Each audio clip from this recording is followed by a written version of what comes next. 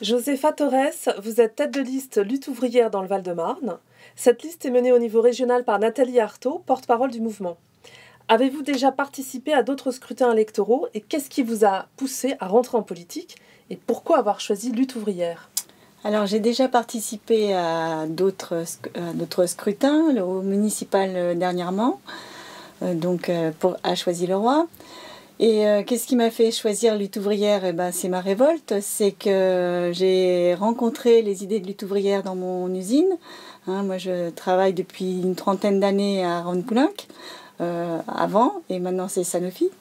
Et j'ai rencontré des militants qui ont mis des idées à ma colère et qui m'ont permis de comprendre que cette société-là, on peut la changer, qu'on peut en faire autre chose que cette société aujourd'hui qui marche la tête à l'envers, qui multiplie les injustices, qui fait la guerre à tout bout de champ, et que ça, on peut changer, et qu'on peut le changer en se débarrassant des exploiteurs, pour que les exploités du monde entier puissent vivre mieux. Et oui, c'est pour ça que je milite à Lutte ouvrière et que je défends ces idées. Je pense que le communisme, c'est l'avenir du monde. C'est une idée merveilleuse que je pense qu'on devrait tout savoir. Quels sont les projets de Lutte ouvrière, justement, pour la région Île-de-France ? Alors les projets, c'est comme partout en France. Nous, on n'a pas un projet spécifique aux régions. On pense qu'on a le problème d'urgence, c'est le chômage. Et que c'est le chômage de masse. Là, on vient de voir, ça va augmenter encore le chômage, 42 000 en plus. On n'arrête pas d'arroser le grand patronat avec des subventions. On nous crie de partout que ça va faire baisser le chômage et puis ça n'arrête pas d'augmenter. Nous, on pense que ça, il faut justement imposer à travers ça d'arrêter les subventions qui ne servent à rien. Et en permettant, il faut imposer l'interdiction des licenciements, la répartition du travail entre tous, en prenant sur les bénéfices pour pas qu'on perde de salaire. Il faut augmenter les salaires parce qu'on voit bien que tout le monde a des difficultés à la fin du mois. Et pour ce faire, faudra aller chercher dans les coffres-forts de la grande bourgeoisie et des industriels.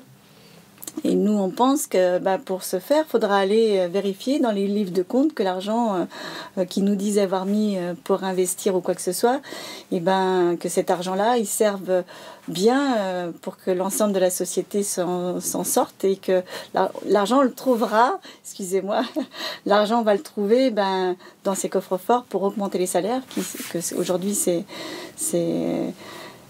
voilà. Et alors, est-ce que vous avez également des propositions concernant les transports dans la région Île-de-France? Alors, les transports, comme je disais tout à l'heure, les subventions qui sont données aux grandes entreprises, on pourrait justement les utiliser pour développer les transports. Monsieur Barthelone et Madame Pécresse disent qu'ils vont améliorer les transports, les rendre en mettre plus et compagnie, mais tout ça sans augmenter ou pas beaucoup les budgets et en embauchant personne. Nous, on dit que ça paraît complètement impossible et que justement tout ça a un coût et justement cet argent qui est utilisé à d'autres fins qu'on l'utilise pour ça, pour mettre dans les transports comme pour le logement. De la même manière, ça pourrait servir à construire des logements. Et non seulement on aurait des logements, mais en plus ça ferait moins de chômeurs. Voilà. D'accord. Et alors concernant l'aménagement du territoire et puis la métropole de Paris, est-ce que vous avez sur le Grand Paris, oui. Alors moi je pense que sur le Grand Paris, à part que ça va faire exactement ce qui est fait au niveau national, c'est-à-dire redistribuer des contrats à des grandes sociétés, et donc ça bénéficiera surtout à des grandes entreprises. Après, bien entendu, il y aura des retombées sur la population, mais on voit déjà que ces retombées pour quelques-uns, ça veut dire l'augmentation des terrains. Donc comment on va se loger? Est-ce que les gens pourront... c'est pas forcément que des retombées positives. positive. Et puis, y compris pour les transports, c'est pas pour tout de suite, c'est 2024. En attendant, on fait quoi? Bon, ben voilà.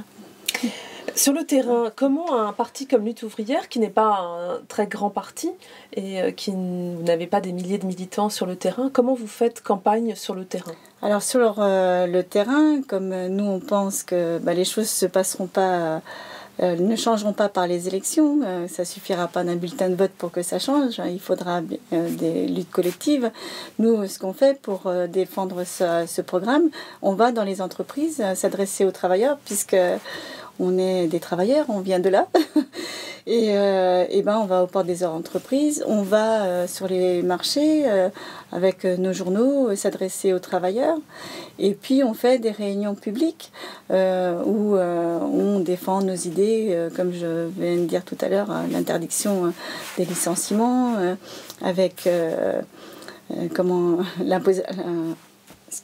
imposer l'interdiction des licenciements, la répartition du travail entre tous sans perte de salaire, que l'augmentation des salaires et des retraites avec l'indexation sur les prix, mais aussi qu'on aille vérifier les comptes des grandes entreprises. Et pour tout ça, il faudra que ça passe pas seulement... On peut utiliser le vote lutte ouvrière pour défendre ça, pour défendre ses idées, mais il faudra pour dire aussi que c'est un programme de lutte et que c'est avec des luttes collectives qu'on changera les choses et que c'est ça qu'on est en train de préparer. Par rapport au second tour, alors c'est peut-être un petit peu trop tôt pour parler du second tour, mais est-ce que Lutte ouvrière appelle à voter pour un autre parti au second tour, ou quelles sont les consignes en général? Là, nous on est au premier tour, donc on fait campagne par rapport au premier tour. Et ce que l'on pense sur le deuxième tour, c'est que aujourd'hui, quelle que soit la personne qui a gouverné, personne n'a changé notre sort. Et aujourd'hui, on voit bien avec l'unité nationale et compagnie que ça aille de Hollande à Madame Le Pen. Soudainement, des gens qui étaient très différents se rapprochent pour un certain nombre de choses. Et nous, on dit que ça ne changera en rien la vie des gens, et la vie à nous tous.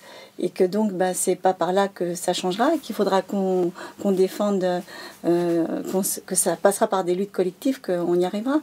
Il n'y a que ce moyen-là. Alors après, on verra ce qui se passera. D'abord, nous, on est au premier tour et on défend nos idées pour que les travailleurs s'emparent de notre vote pour dire leur colère, pour dire qu'il faut changer les choses profondément, que c'est vital, qu'on n'a pas d'autre choix.